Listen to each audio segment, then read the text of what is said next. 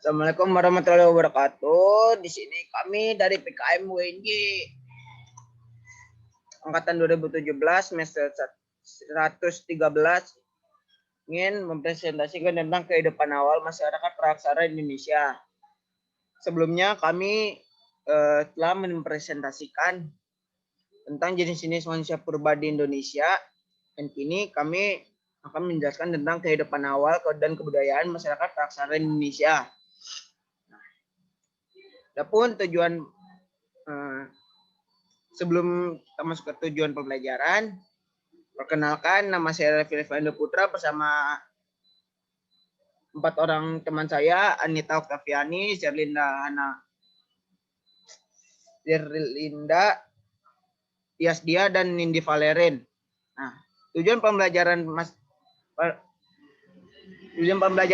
kehidupan awal masyarakat praksara di Indonesia ini setidaknya ada 5, yaitu yang pertama menjelaskan cara kehidupan masyarakat praksara, kedua menjelaskan nilai-nilai peninggalan masyarakat praksara, ketiga menjelaskan kebudayaan masyarakat praksara, keempat menjelaskan arti dari Paleolitikum, Mesolitikum, Neolitikum, dan Megalitikum, dan yang kelima menyebutkan hasil-hasil dari kebudayaan praksara. Kita masuk ke materi yang awal, slide pertama. Asal-usul nenek moyang bangsa Indonesia.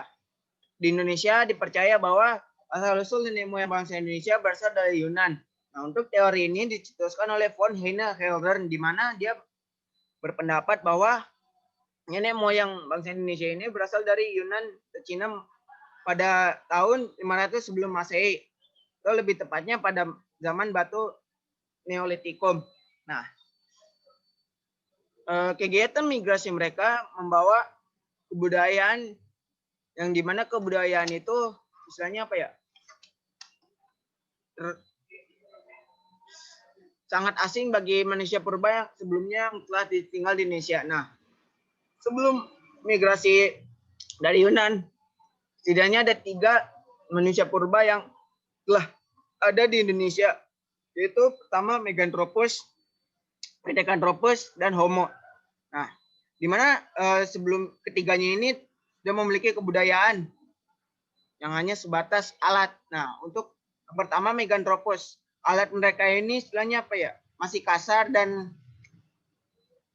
mereka temukan di alam dan mereka pakai begitu saja tanpa diasah sama sekali. Nah, kemudian berlanjut ke Pithecanthropus, di mana alat ini sudah mereka asah untuk memudahkan mereka dalam menggenggam dan beraktivitas seperti berburu dan makan. Nah, untuk Homo ini sudah alat-alatnya sudah mereka perhalus dan perbagus sehingga mereka tidak lagi terkena goresan ketika memegang alat tersebut. Nah, kenapa asal-usul nenek moyang bangsa Indonesia yang berasal dari Yunan ini diterima oleh Indonesia?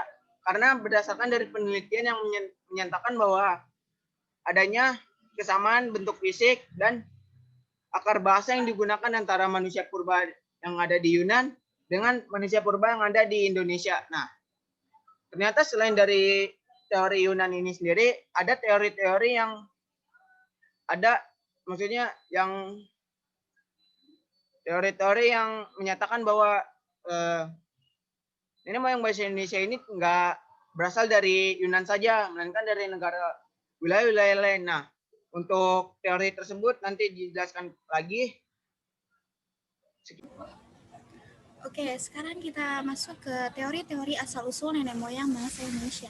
Ada beberapa teori yang menjelaskan asal-usul nenek moyang bangsa Indonesia, yaitu ada 4 teori. Yang pertama ada teori Yunan, teori Nusantara, teori out of Taiwan, sama teori out of Afrika. Nah, kita menjelaskan dulu terlebih dahulu tentang teori Yunan. Nah, teori ini menyatakan bahwa asal-usul nenek moyang kita ini berasal dari Yunan Cina. Menurut teori ini, migrasi penduduk dari Yunan menuju Kepulauan Nusantara ini melalui 3 gelombang, yaitu perpindahan orang Negrito, Proto-Melayu, dan juga Detro-Maluyu. Oke, yang kedua ada teori Nusantara. Nah, teori ini menyatakan jika asal-usul bangsa Indonesia ini berasal dari bangsa Indonesia sendiri, bukan dari luar. Lalu selanjutnya ada teori out of Taiwan, yang dimana teori ini berpandangan bahwa bangsa yang ada di Nusantara ini berasal dari Taiwan, bukan daratan Cina. Dan juga dijelaskan jika keseluruhan bahasa yang dipergunakan yaitu suku-suku memiliki rumpun yang sama, yaitu rumpun Austronesia. Yang selanjutnya terakhir ada teori out of Africa. Nah, teori ini menyatakan bahwa manusia modern ini yang hidup sekarang berasal dari Afrika. Nah, manusia Afrika ini melakukan migrasi keluar Afrika, diperkirakan berlangsung sekitar 5.000 sampai 70.000 tahun silam. Nah, tujuannya adalah menuju Asia Barat. Nah, oke, di sini selanjutnya kita masuk ke masa praksara. Masa praksara itu merupakan masa yang belum ada tulisan, masa yang belum pada masyarakat praksara ini belum ada namanya tulisan. Oke, masa aksara Indonesia di sini, Indonesia memasuki masa sejarah pada abad ke-5 sebelum Masehi, abad ke-5 Masehi. Hal tersebut ditunjukkan dengan ditemukannya prasasti Yupa di tepi Sungai Mahakam, Kutai, Kalimantan Timur, yaitu sekitar tahun 400-an Masehi. Nah, sekilas info juga nih, berakhirnya masa prasejarah dan dimulai masa sejarah ini untuk tiap-tiap wilayah di Indonesia itu berbeda-beda, tergantung dari peninggalan yang berupa yupa ataupun prasasti lainnya.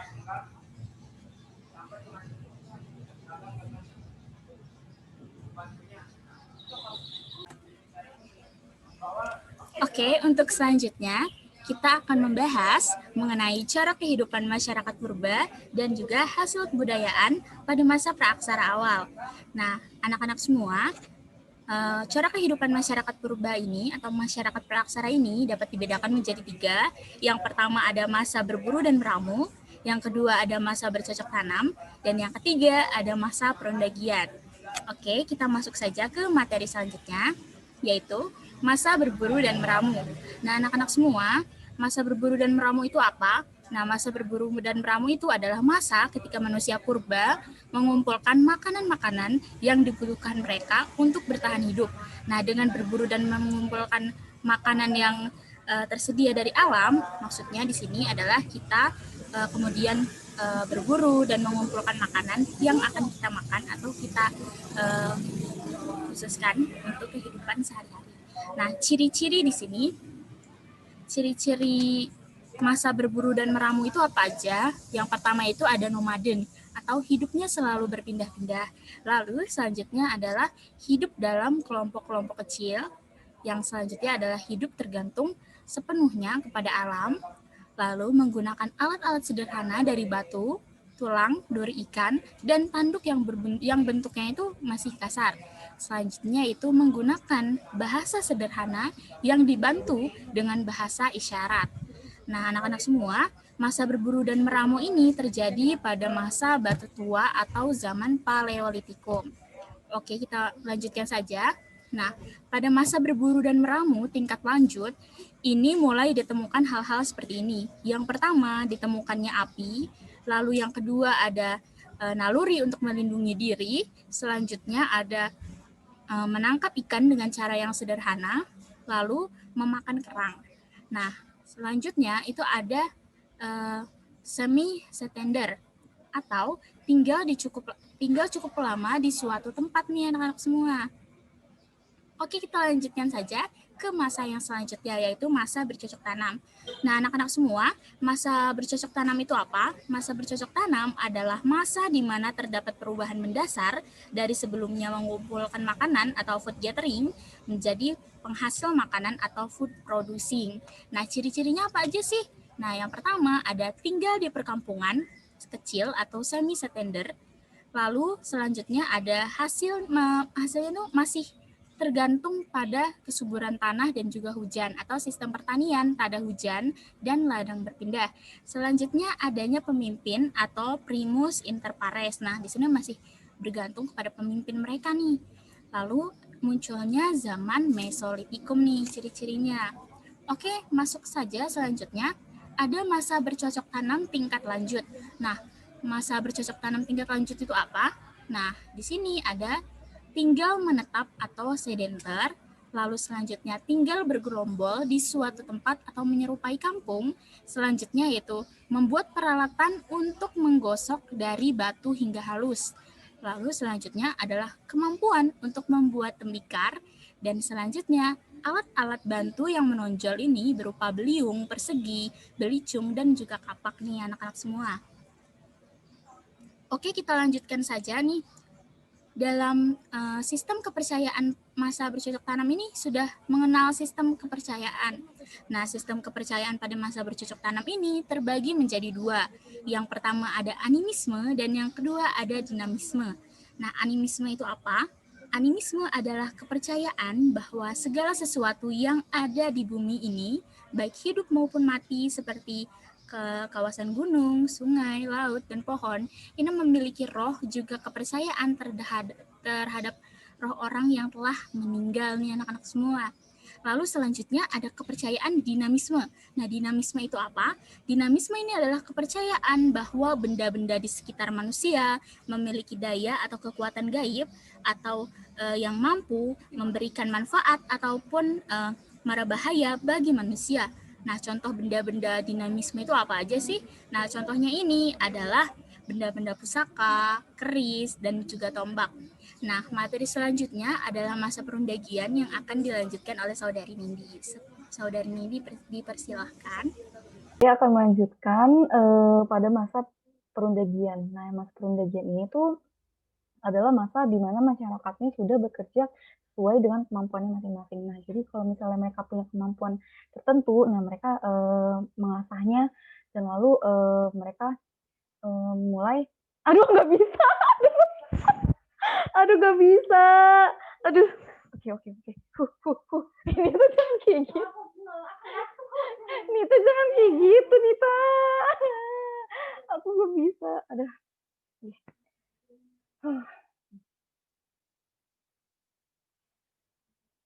Oke, saya akan melanjutkan pada masa perundagian. Nah, masa perundagian ini tuh di mana masa masyarakatnya telah bekerja sesuai dengan kemampuannya masing-masing. Nah, kalau misalnya mereka mempunyai kemampuan kayak melebur besi atau membuat senjata yang terbuat dari logam atau yang lainnya. Nah, mereka kemudian mengasahnya dan juga memanfaatkan keahlian mereka tersebut. Nah, ada pula ciri-cirinya yaitu kehidupannya secara permanen dan juga tinggal dalam sebuah perkampungan. Nah, jadi pada masa sebelumnya mereka itu masih nomaden atau berpindah-pindah. Tetapi di masa perundagian ini tuh mereka sudah mengenal sistem perkampungan dan juga hidupnya sudah mulai menetap. Jadi enggak nomaden lagi gitu. Nah, lalu mata pencarian ini tuh bertumpu pada pertanian dan peternakan. Nah, jadi pada masa sebelumnya itu mereka itu tuh masih memanfaatkan alam sekitar. Jika sumber daya alamnya sudah habis, maka mereka akan berpindah lagi. Tetapi di sini sudah mulai bisa bertani dan juga berternak. Nah, lalu yang selanjutnya itu tuh ada sudah mengenal sistem barter. Nah, jadi sistem barter ini tuh merupakan sistem yang kita menukar barang kepada orang lain dan orang lain juga memberikan barangnya kepada kita. Jadi tuh kita punya barang dan kita menukarnya ke orang lain gitu. Dan barang orang lain itu juga jadi milik kita gitu. Lalu di sini juga mengenal sistem irigasi. Nah, sistem irigasi ini tuh merupakan sistem pengairan untuk pertanian dan juga perkebunan. Nah, lalu di sini juga disebut sebagai sistem zaman logam, di mana masyarakatnya ini tuh barang-barangnya atau alat-alatnya itu tuh sudah terbuat dari logam. Nah, juga banyak ditemukannya perhiasan dari manik-manik.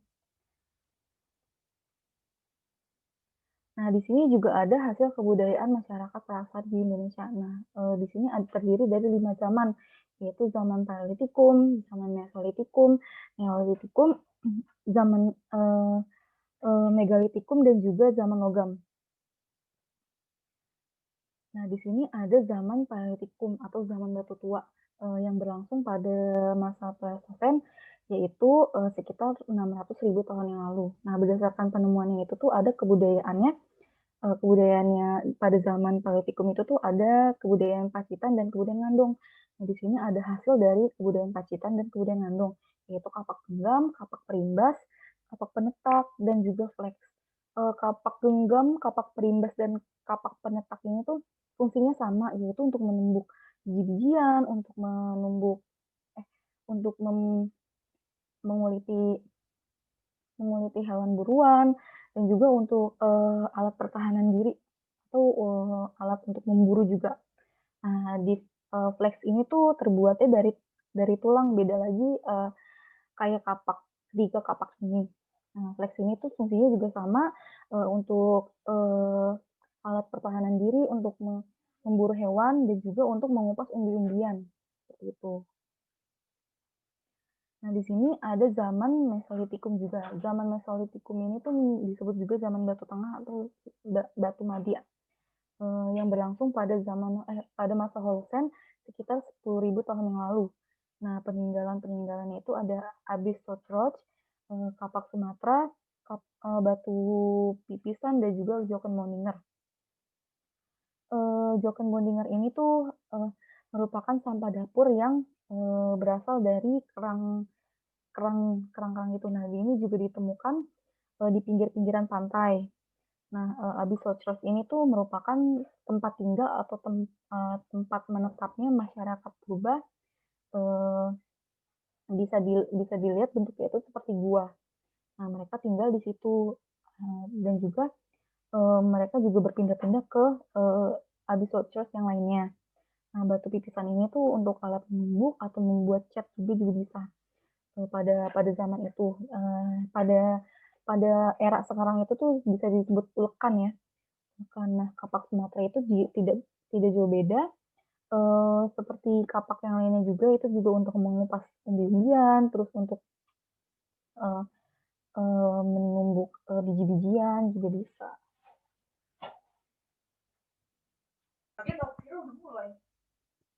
Ya, baik. Selanjutnya kita akan melanjutkan materi yang itu zaman Neolitikum. Nah, ini untuk zaman Neolitikum ini jangan sampai tertukar dengan yang sebelum-sebelumnya. Yang sebelumnya ada Paleolitikum, zaman batu tua, Mesolitikum itu zaman batu tengah atau zaman batu madya, dan Neolitikum itu zaman batu baru. Kan neo depannya ya, litikum itu zaman batu. Yang mana peninggalan dari zaman Neolitikum ini itu ada kapak persegi untuk memotong hasil dari tanaman yang sudah ditanam, lalu untuk penggali tanah, untuk menanam pertanian atau yang lainnya. Lalu ada juga kapak lonjong yang digunakan untuk berburu hewan. Jadi antara kapak ini kan bisa dilihat ya dari bentuknya. Mungkin kita berpikiran bahwa ini hanya sebuah batu. Namun ini memiliki fungsi. Bisa dilihat dari bentuknya itu semakin ke kiri gitu ya. Kalau dilihat dari gambar, semakin ke kiri itu bentuknya semakin runcing. Nah, untuk kapak lonjong ini selain digunakan untuk berburu hewan, digunakan juga untuk penumbuk dan segalanya.